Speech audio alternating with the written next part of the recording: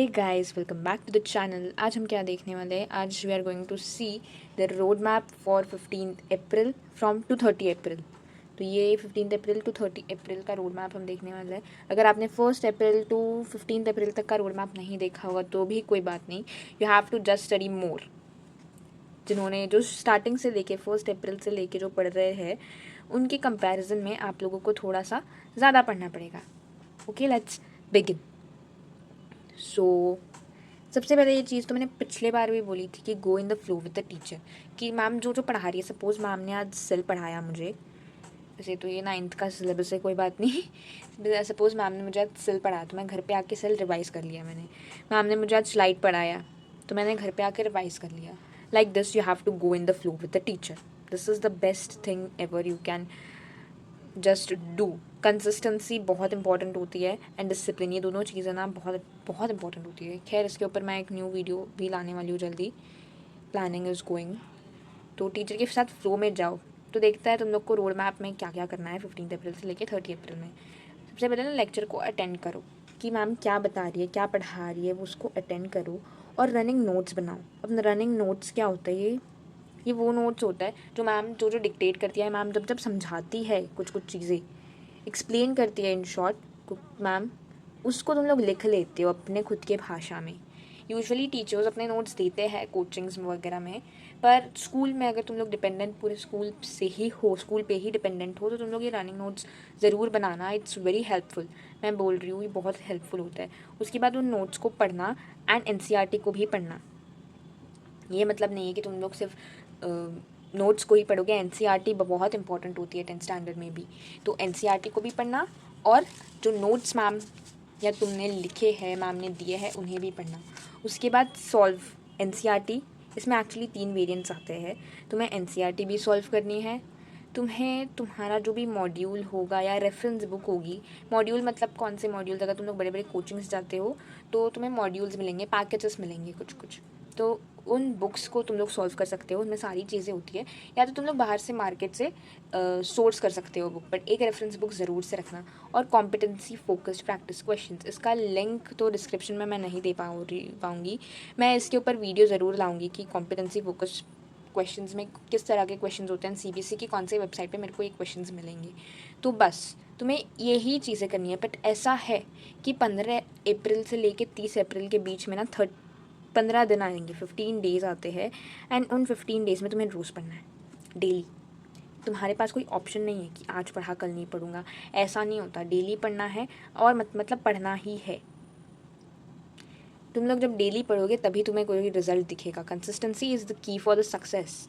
ऐसा मैंने कहीं पे तो सुना था, मेरे टीचर्स भी बोलते थे कि डेली पढ़ा करो। जो मैम पढ़ा रही है वो घर जाके एक बार रिवाइज करो बस। उसके बाद एनसीईआरटी पढ़ लेना, then module and competency practice questions. अब मॉड्यूल्स में तुम्हारे बहुत सारे क्वेश्चंस रहेंगे। कुछ कुछ मॉड्यूल्स में ज़्यादा रहते हैं, कुछ कुछ मॉड्यूल्स में कम रहते हैं, तो तुम वो थोड़ा एडजस्ट कर सकते हो, ऊपर नीचे चलता है। But competency focus practice questions का सीन कैसा है मैं बताऊँ। उसमें मैक्स टू मैक्स 15 से 18 क्वेश्चंस ही है, ज़्यादा क्वेश्चंस नहीं है। तो तुम लोग ये इजीली सॉल्व कर सकते हो। बट क्वेश्चंस इतने तगड़े होते हैं ना कि तुम्हें हर क्वेश्चन में डाउट्स आएंगे ही। तो you can either reach out to your family members, जो कोई पढ़ाता हो घर में, या तो फिर स्कूल टीचर या कोचिंग टीचर्स। इन शॉर्ट, तुम किसी भी टीचर को जो तुम्हें पढ़ाते हो उनसे रीच आउट ज़रूर से करना। एंड डाउट्स जो कॉम्पिटेंसी फोकस्ड क्वेश्चंस में आएंगे ना, तुम्हें मैं बता रही हूँ, ये जो क्वेश्चंस तुम्हें डाउट्स आएंगे, मैं बोल रही हूँ, मैं 100% बोल रही हूँ, तुम्हें डाउट्स आएंगे ही आएंगे। इससे पता है क्या होगा? तुम्हारा कंसेप्ट क्लियर होगा। इसलिए मैंने ये बोल रही हूँ कि तुम लोग स्टार्टिंग से जब सॉल्व करोगे ना तो बहुत हेल्पफुल रहेगा तुम्हारे लिए। तो बस तुम्हें ये सारी चीज़ें करनी है और कुछ नहीं। डेली करना, और डेली करोगे तो तुम्हें बहुत अच्छा रिजल्ट मिलेगा। ओके, अभी तो तुम्हें पास कोई लोड नहीं है, स्कूल का कुछ काम नहीं है, कुछ भी नहीं है। You just have to do attend, you have to attend lectures. बाद में, अभी तो अप्रैल चल रहा है चलो, बट फिर बाद में बहुत ज़्यादा लोड आता है। And I have experienced this, that's why मैं इतने कॉन्फिडेंस के साथ बोल पा रही हूँ कि हाँ भाई, लोड आता है। अप्रैल में बहुत ईजीली तुम्हारा चीज़ जो भी है वो संभल जाता है। अब मेन फोकस की बात करते हैं कि अप्रैल में मेन फोकस कहाँ होना चाहिए तुम्हारा? अब देखो, तुम्हें इसका कोई आंसर जो है वो तुम्हारे ऊपर डिपेंड करता है।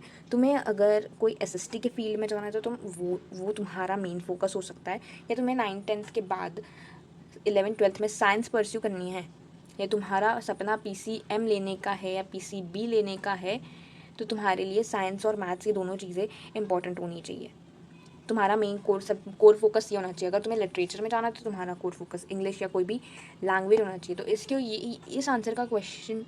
इस क्वेश्चन का जो आंसर है ये तुम्हारे ऊपर डिपेंड करता है। थोड़ी सी टंग ट्विस्ट हो गई, सॉरी फॉर दैट। तुम्हारा जो आंसर है ना इस क्वेश्चन का, ये तुम पे डिपेंड करता है कि तुम्हें बड़े होके बनना क्या है, तुम्हारा ड्रीम क्या है। इन शॉर्ट ये समझ लो, ये ड्रीम से भी बेहतर मैं बताऊँ तुम्हें 11th-12th में परस्यू क्या करना है। अगर तुम साइंस के लिए कर रहे हो तो साइंस और मैथ्स पे फोकस करना। अगर तुम कॉमर्स के लिए कर रहे हो तो of course maths and SST पे फोकस करना। आर्ट्स के लिए कर रहे हो तो तुम्हें जो सब्जेक्ट चाहिए वो ले लेना। Okay, so will meet you in the next video. So तब तक के लिए bye and all the best. बस ज़रूर से सारी चीज़ें सॉल्व करना।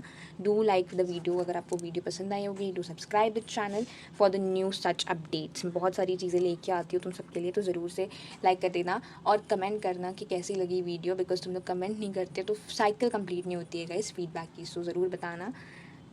नेक्स्ट वीडियो आएगी सैटरडे को, तो स्टे ट्यून्ड। Bye bye.